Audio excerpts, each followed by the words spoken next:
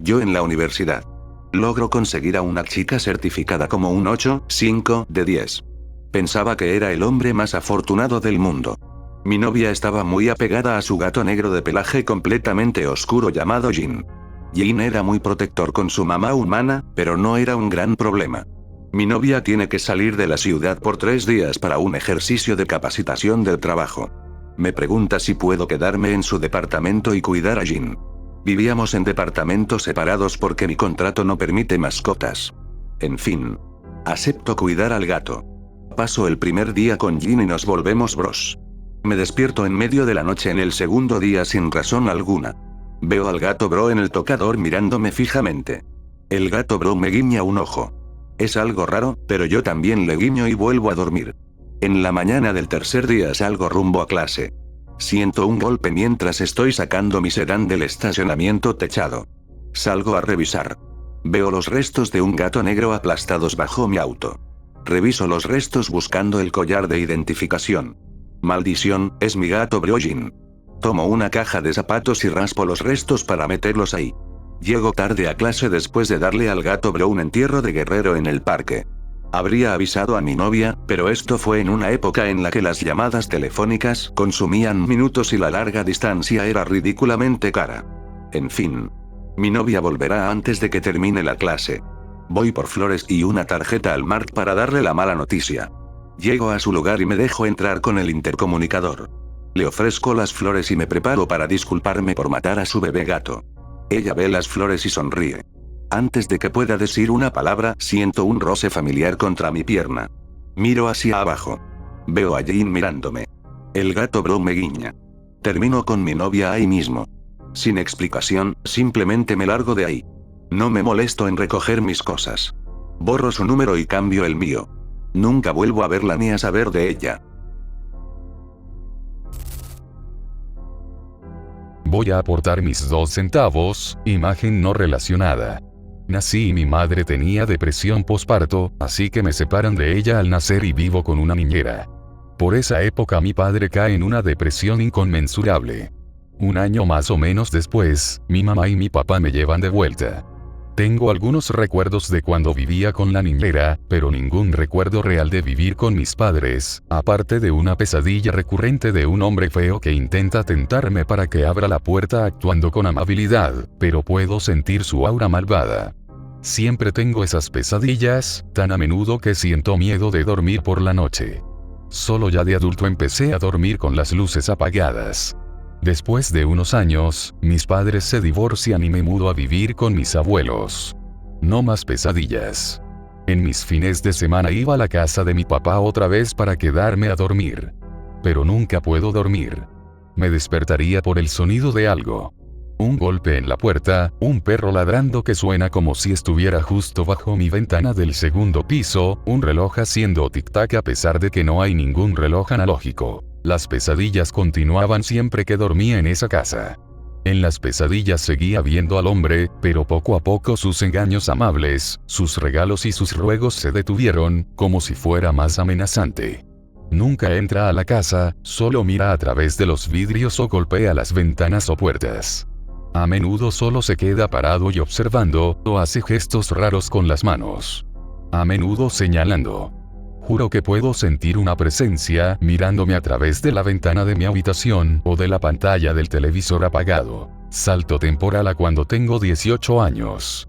Me mudo por completo a la casa. Mi papá está fuera la mayoría del tiempo porque trabaja en diferentes ciudades. Así que estoy solo. El primer fin de semana que estoy solo, estoy curiosamente cómodo para quedarme dormido. Hasta que me despierto al escuchar una ventana romperse a las 3 o 4 de la mañana. Asumo que es solo mi mente jugándome una mala pasada al principio, pero mi adrenalina está al máximo. Lo veo. Al hombre fantasma, estoy despierto pero él está ahí afuera de mi casa. Mirándome. Miro hacia otro lado para sacar mi teléfono del bolsillo y cuando vuelvo a mirar ya no está, pero sigo sintiéndolo ahí. Siento su presencia de forma abrumadora. Llamo a la policía y les digo que vengan. No se molestan porque probablemente el ladrón ya se fue, obviamente no les dije que vi a este hombre en mis sueños. Me calmo y llamo a un amigo, dormimos con espadas largas por si necesitamos defendernos. No hay problemas hasta después de que se va. Después de eso, pesadillas constantes del hombre atacándome. De él observando y masturbándose mientras me ahogo, de él violándome, la sensación de su calor corporal atormenta mi mente, cosas raras y retorcidas como esas. Solo me siento seguro al salir de la casa desde ese punto. Un año después, estoy limpiando mi habitación cuando veo un closet que nunca había abierto antes. Estaba demasiado alto para alcanzarlo y siempre asumí que eran cosas privadas de mi papá. Decido al diablo y lo abro. Un montón de porquerías de finales de los 90 y principios de los 2000. Revistas, juegos, guías de juegos. Luego noto un marco al fondo. Es un retrato en carboncillo de un hombre que no reconozco. Le pregunto a mi papá y está desinteresado, como si la idea ni siquiera entrara en su mente. Fuera de lugar para él ser tan indiferente con algo que no es muy personal. Tiro la mayoría de las cosas que mi papá no quiere, pero sigo olvidando tirar el retrato. Simplemente queda ahí, en la esquina de mi habitación. Puedo sentirlo mirándome. Observándome. Aunque otras veces lo olvido por completo. Eventualmente el cuadro se mueve al pasillo, y también lo hace la sensación de terror y de ser observado. Eventualmente me cae el 20, la cara es desconocida pero la presencia no. Es el hombre. Tiro el retrato a la basura y las pesadillas se detienen de inmediato. Perdón por el muro de texto, no escribo mucho. Pero esto no es ficción, si alguien tiene una explicación me encantaría escucharla.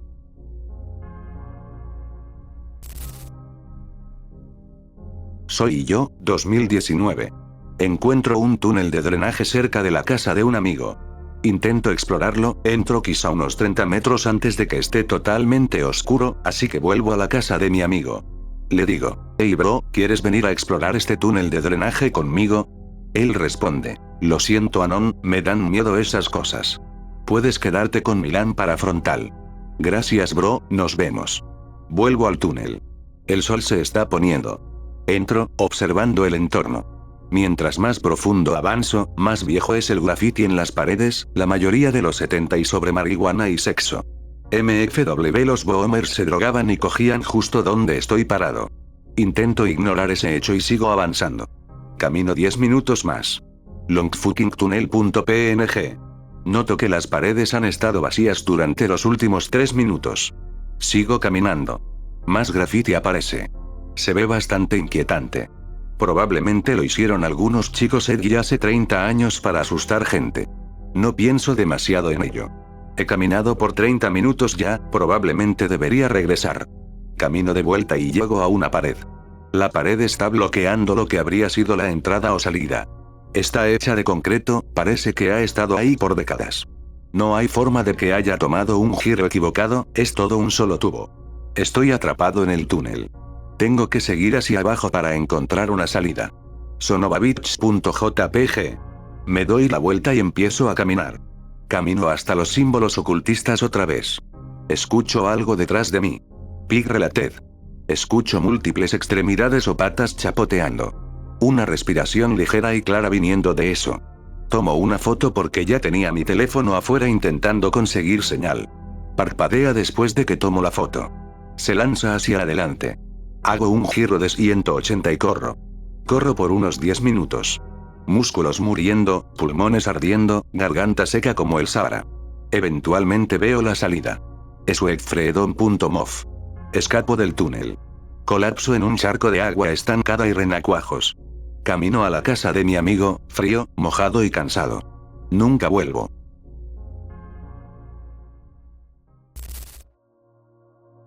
Ser yo, 21, sin dinero, todavía viajo en metro como un idiota. Voy a un show punk en la peor parte de la ciudad. Salgo del lugar alrededor de medianoche, oído zumbando y medio borracho con cerveza tibia. Un amigo ofrece dividir un Uber. Le digo que no, hermano, estoy hecho diferente, el transporte público nunca mató a nadie, puedo alcanzar el último tren. Él solo me mira y dice algo sobre cómo es mi culo. Lo que sea. Empiezo a caminar, me arrepiento instantáneamente de mis decisiones de vida. A 3 cuadras, un esquizo clásico en una chaqueta harapienta aparece de la nada. sin zapatos, pies negros, murmurando algo indescifrable. Empieza a caminar exactamente a mi ritmo a unos 6 metros detrás. Acelero. Él acelera. Murmullo sin sentido cada vez más fuerte ahora, casi un grito. Me doy la vuelta para decirle que se largue a la mierda. Ahora sostiene un cúter oxidado, sonriendo como si acabara de ganar la lotería. No. Salgo corriendo a toda velocidad, pulmones en llamas, esquivando vidrios rotos y agujas usadas. Veo una entrada al metro que nunca había notado antes, el letrero descolorido dice X Street. Ni lo pienso, solo me lanzo escaleras abajo de 3 en 3. La plataforma está en silencio total, luces fluorescentes parpadeando, huele a centavos mojados. No hay nadie. Rezo para que el esquizo no me encuentre. El tren llega chillando, sincronización perfecta. Las puertas se abren, entro. El vagón es viejísimo, de esos plateados de los 70 con asientos naranjas, todos rajados. Solo hay otro pasajero, un viejo negro en la esquina, barba gris enorme, usando un abrigo negro pesado aunque es verano. Cara completamente en sombra, solo sentado ahí, manos en el regazo. Las puertas se cierran, el tren se sacude y avanza. Me siento lo más lejos posible. El tren empieza a ir mucho más rápido de lo que debería, como si fuéramos en un expreso al infierno. Sin paradas, sin anuncios, sin luces en el túnel. Solo vacío negro fuera de las ventanas. A los 10 minutos me doy cuenta de que los grafitis en las paredes no son normales y que en realidad es todo la misma fecha. 14 de noviembre de 1984. Cada firma, cada rasguño, el mismo maldito día. Empiezo a sudar a chorros. Miro al viejo. No se ha movido ni una vez. Intento decir algo, la voz me sale como la de un niño de 12 años. Le digo, oye, hombre, ¿sabes qué línea es esta? No dice nada, ni siquiera me mira. Me vuelvo a sentar. 20 minutos de esto y empiezo a perder la cabeza, le pregunto al viejo si tiene idea de qué diablos está pasando. Él gira la cabeza lentamente esta vez. Donde deberían estar sus ojos solo hay piel lisa. Sin cuencas, sin nada, como si hubiera sido cauterizado con algo caliente. La boca se abre, pero demasiado, solo sigue abriéndose. Pánico. Aprieto la tira de emergencia, le doy a cada botón.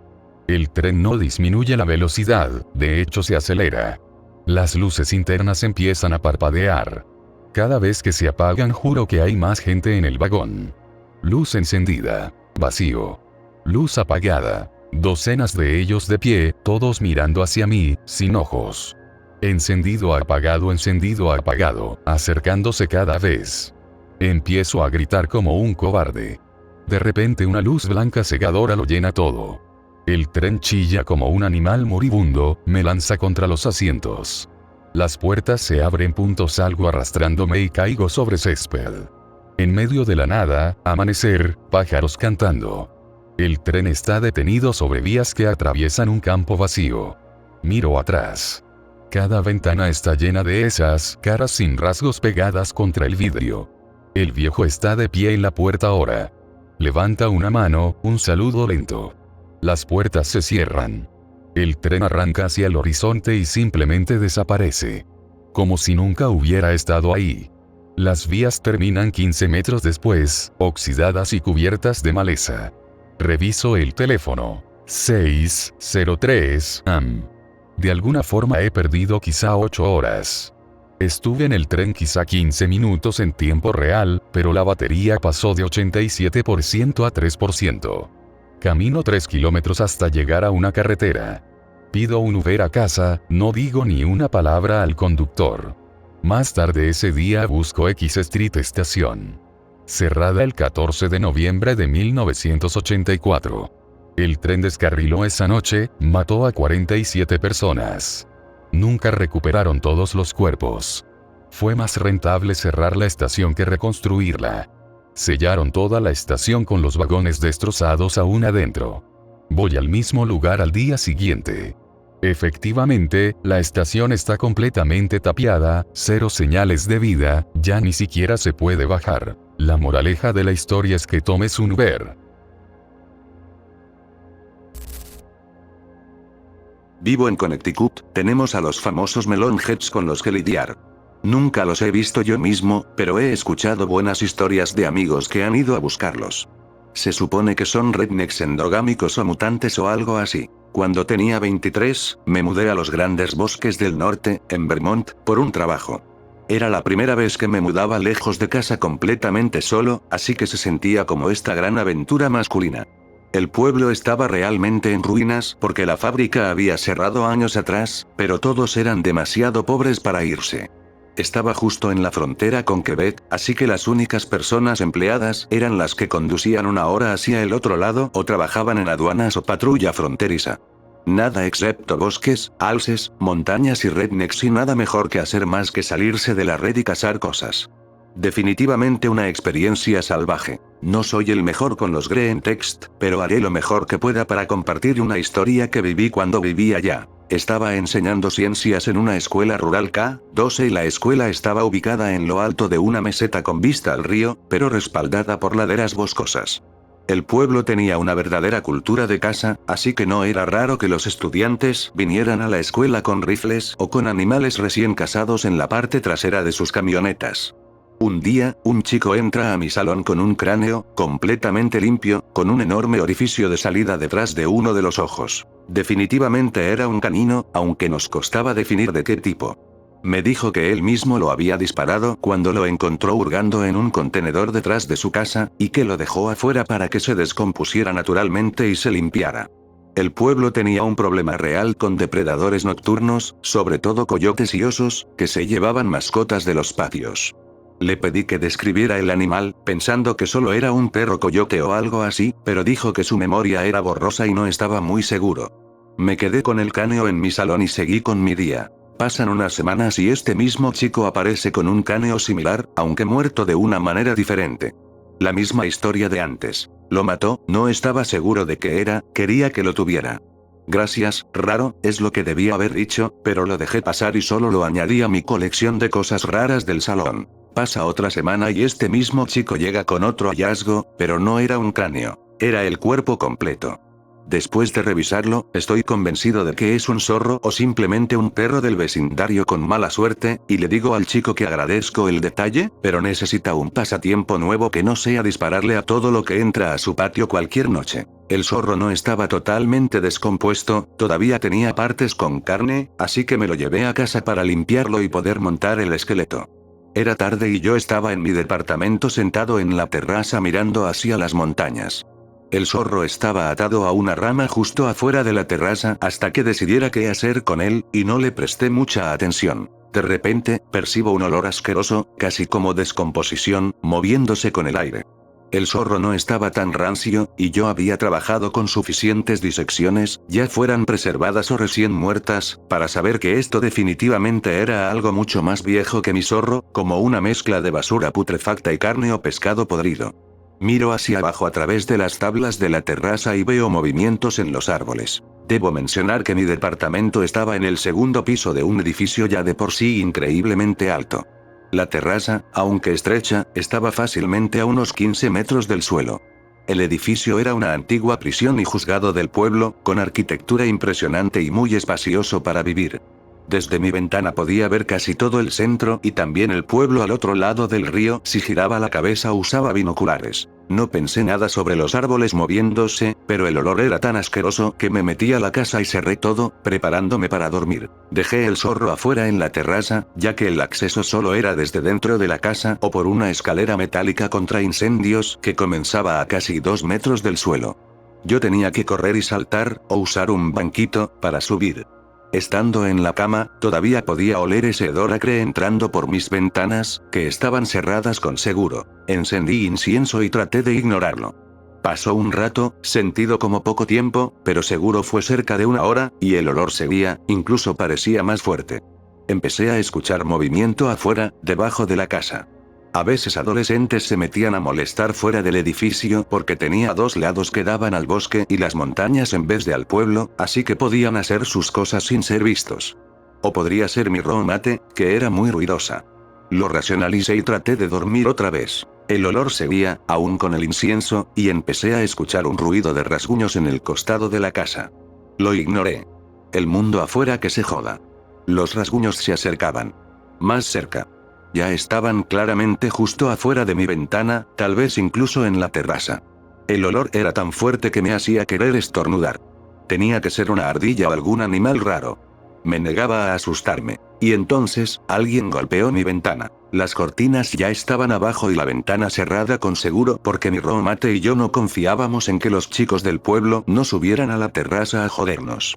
Pero ese golpeteo no era un toque normal, era literalmente como un perro u otro animal pegándole a la puerta para que lo dejaran entrar. Empecé a asustarme, preguntándome si había algo afuera de mi ventana. Decidí moverme a la sala porque, ya sabes, se siente más seguro. Ahí ya no podía oír los golpes ni oler nada. Me dormí en el sillón. Al día siguiente desperté tardísimo, como a la 1 p.m., y mi Mate ya estaba cocinando. Le pedí perdón por acaparar el sillón y regresé a mi cuarto. La cortina estaba completamente levantada. La ventana seguía cerrada con seguro, pero algo se sentía raro. Intenté moverla y ¡fum!, se abrió completa incluso con los seguros puestos. Salí a la terraza y el olor ya no estaba, no había señales de entrada forzada ni nada fuera de lugar, pero el cadáver del zorro había desaparecido. Simplemente no estaba, con la cuerda todavía colgando de la rama.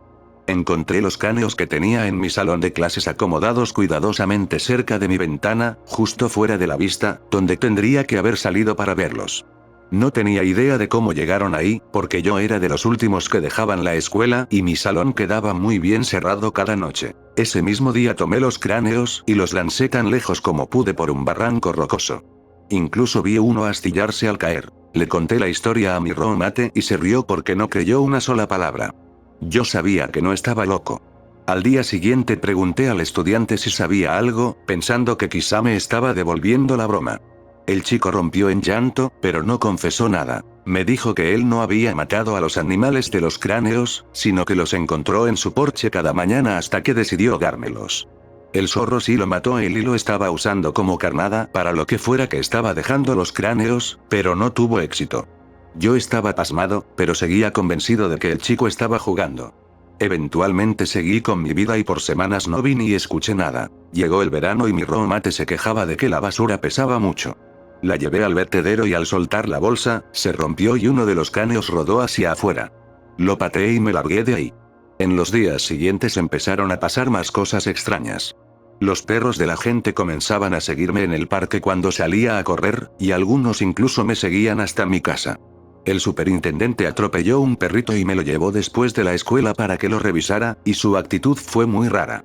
Mi Mate, que era vegetariana, empezó a pasar las noches fuera y a llenar el refrigerador con carne roja que nunca la vi comer, pero siempre era reemplazada. Un día fui a hacer senderismo y el mismo coyote se cruzó conmigo 3 veces antes de sentarse y dejarme pasar. En la cafetería misteriosamente me pusieron el apodo de perro, aún sin conocer personalmente a los dueños. Incluso una pareja mayor, uno de los cuales trabajaba conmigo, me invitó una noche a beber, y me fui cuando empezaron a gruñirme y a actuar muy extraño. Aún no conectaba los puntos, pero lo que más me inquietó y me convenció de que tenía que irme fue una noche en la que al llegar a casa había un hombre esperándome en la puerta. Llevaba un impermeable con capucha, pesado, aunque el cielo estaba despejado, y se veía desaliñado. Nunca lo había visto. Me preguntó si estaba usando mi asador para cocinar algo porque él tenía carne que necesitaba cocinar. Luego levantó un conejo recién matado, con las manos cubiertas de sangre. Le dije amablemente que se fuera y entré a la casa. Esa noche escuché aullidos. Toda la noche. Aullidos sin parar. No terminaron nunca.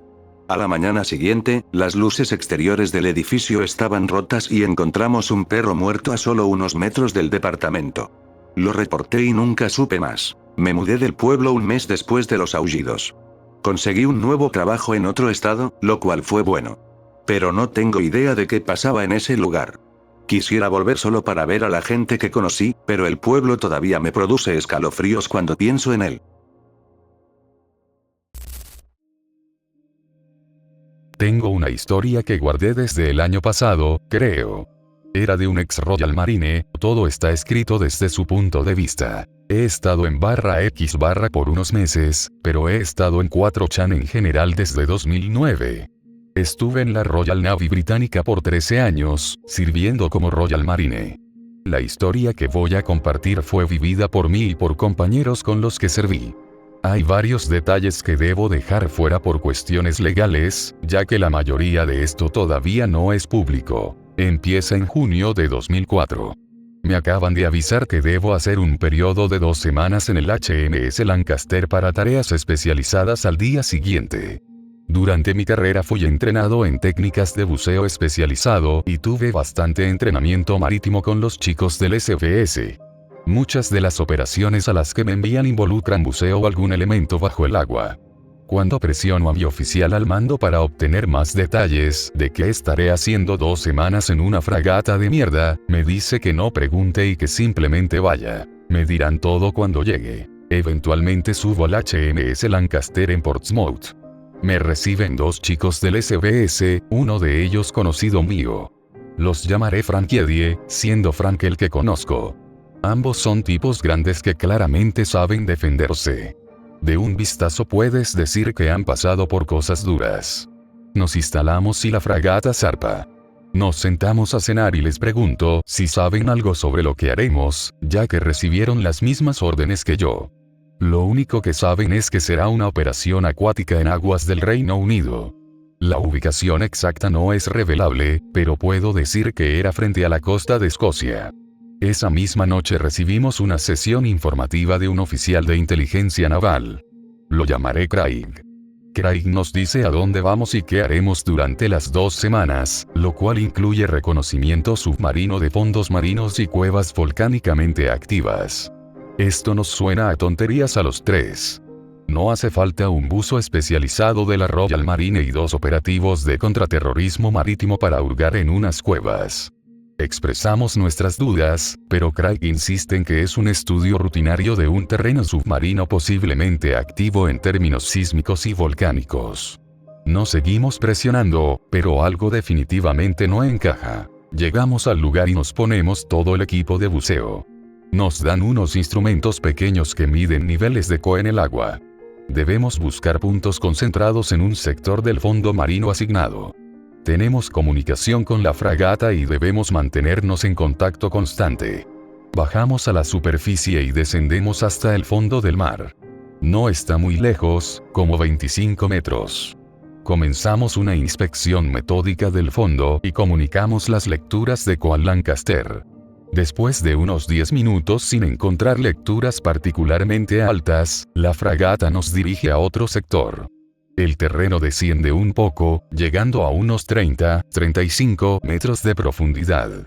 La luz es pobre y debemos usar unas linternas submarinas torpes sujetas a los trajes. Llevamos un rato buscando cuando empezamos a sentir una inquietud, como si no debiéramos estar allí. Me detengo y miro alrededor. Frank hace lo mismo, como si él también lo sintiera. Hablamos un poco para calmarnos. Eddie sigue dando lecturas. De pronto se detiene a mitad de su reporte, pero mantiene su canal abierto. Está claramente alterado por algo. Nadamos hasta él, preguntándole si está bien.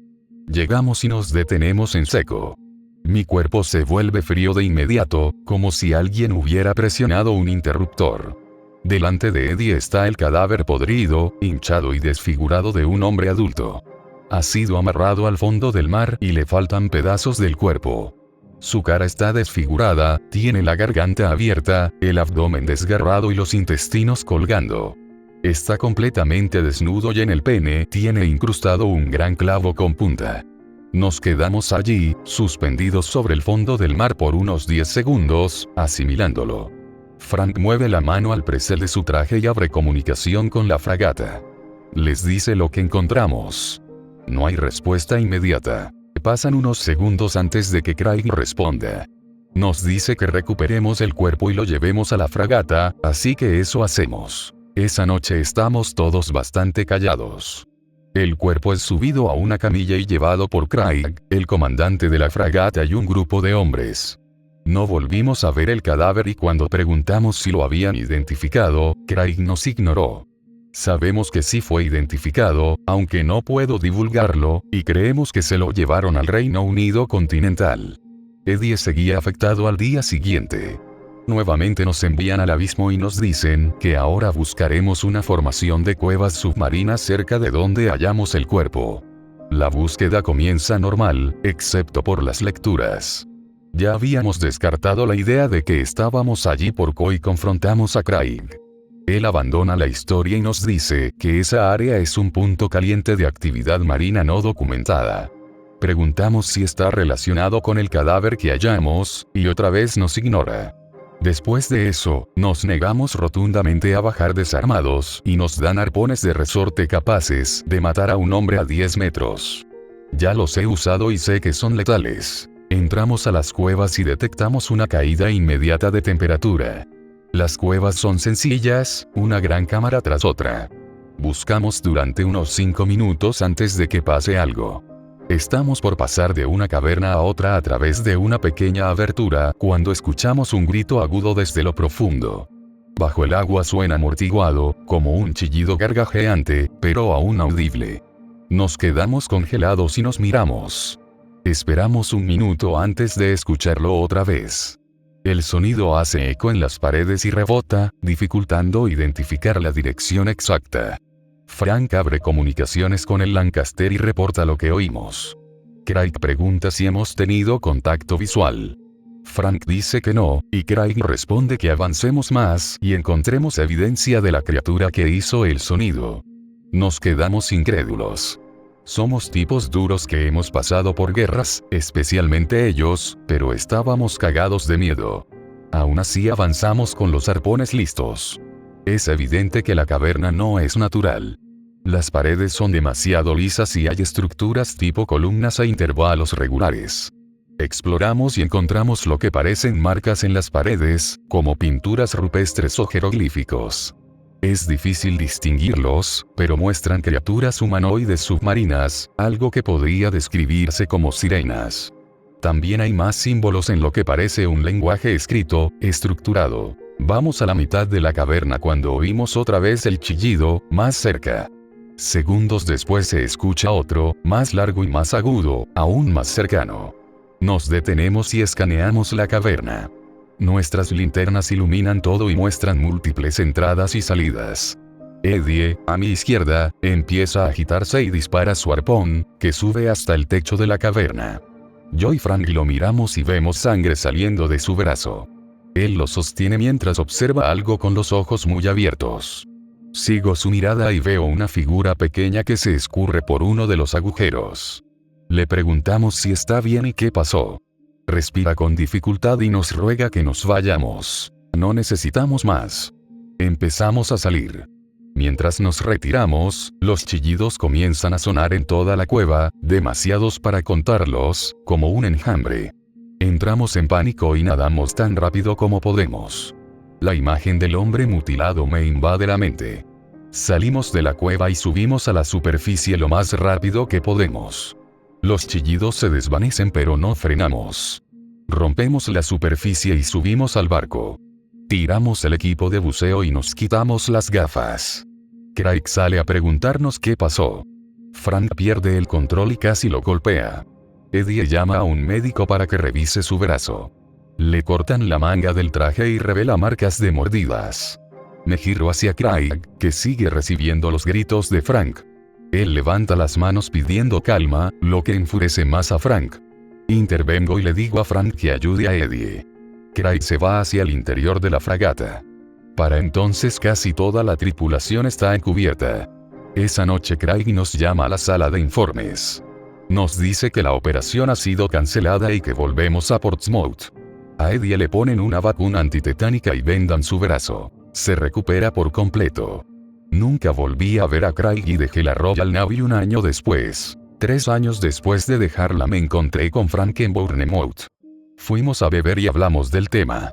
Me dijo que la Royal Navy había estado realizando operaciones exploratorias en el área donde estuvimos y que conocía personalmente a algunos de los chicos que estaban usando regularmente para continuar buscando esa vida marina no documentada. Eddie también había salido y trabajaba para Blackwater. Frank intentó hablar con él sobre lo que lo atacó, pero Eddie es muy reservado y no le gusta hablar del tema. Nunca descubrimos qué era, pero sabemos que no hay nada parecido documentado por la ciencia.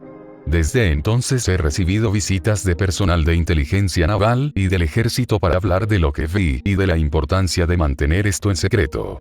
Esta es la primera vez que revelo esto públicamente, incluso para mi familia y mis amigos. Imagino que recibiré una visita por la mañana de gente poco agradable, pero al menos no dije las cosas realmente secretas. Valoro mi vida, después de todo. Fin.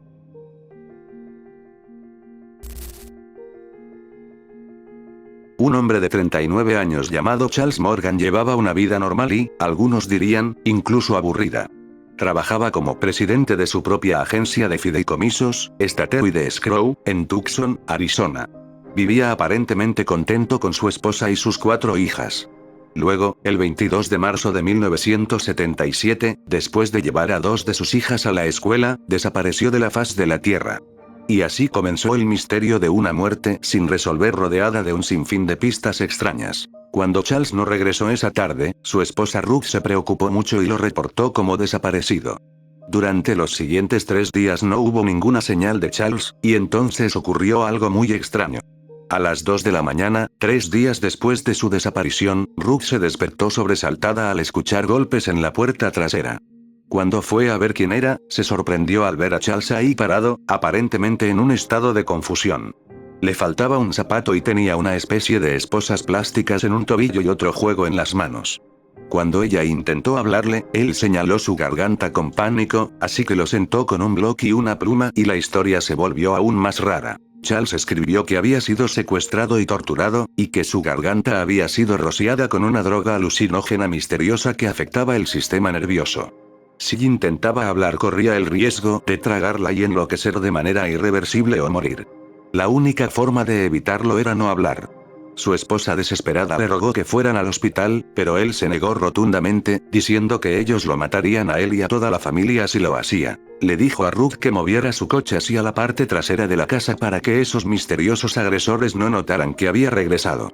Ruth hizo lo que él pidió y durante los siguientes días cuidó de Charles mientras se recuperaba.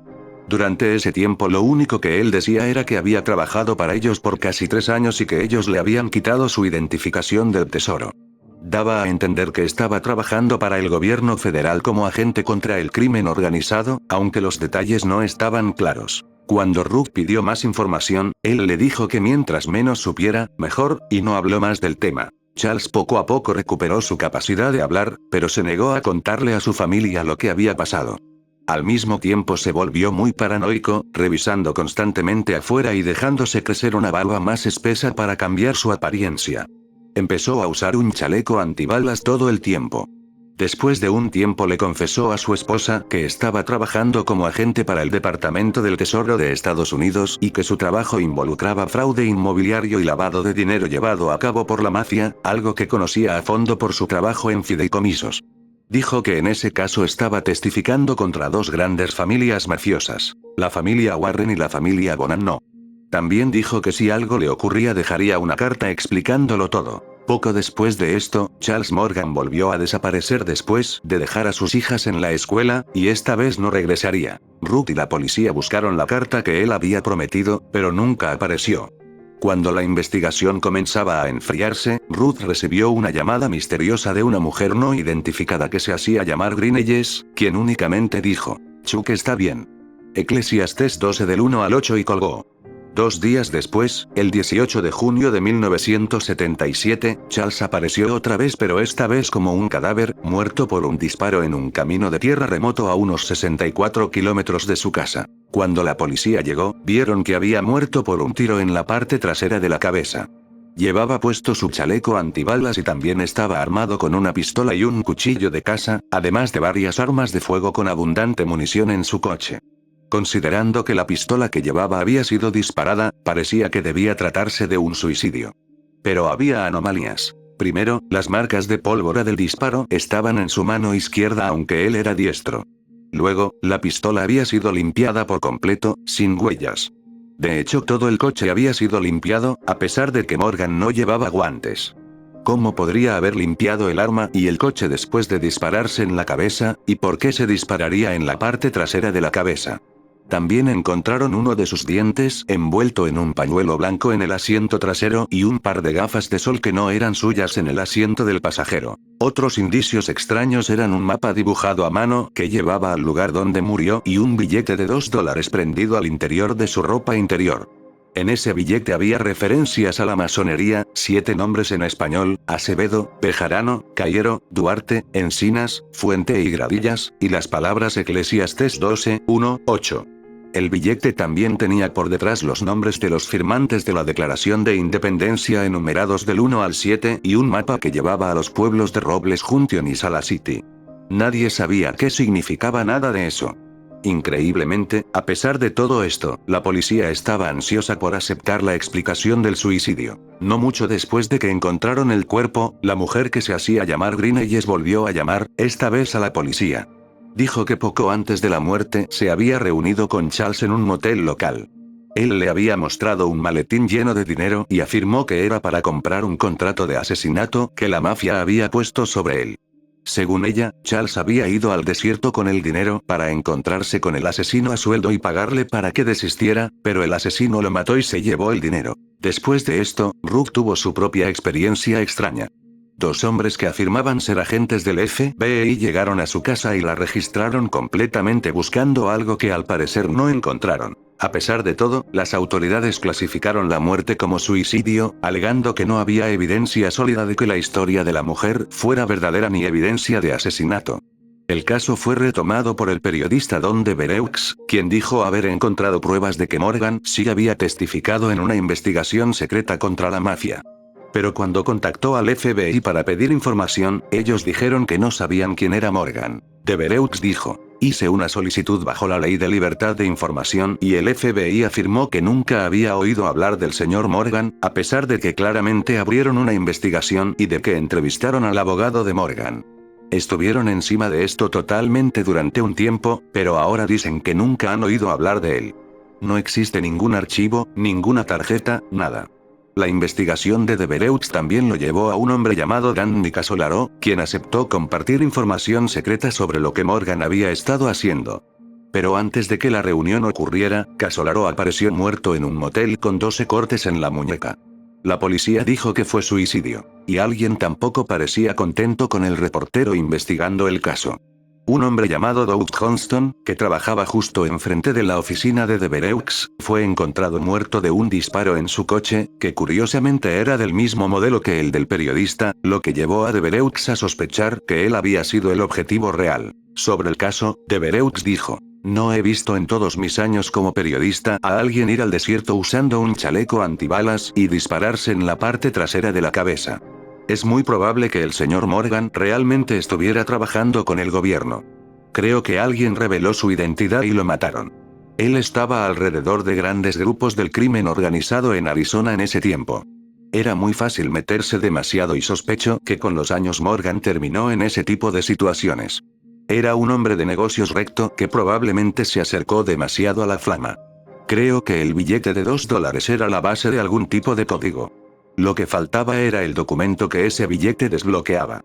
Si estaba ayudando silenciosamente al gobierno de Estados Unidos y vigilando las actividades de una o más familias del crimen organizado, entonces no era un villano. Era un hombre bueno y la gente necesita saberlo. ¿Qué le pasó a Charles Morgan? ¿Qué significan todas las pistas alrededor de su muerte? ¿Quién era Greeneyes y qué papel jugó? Si Morgan fue asesinado por fuerzas siniestras y por qué.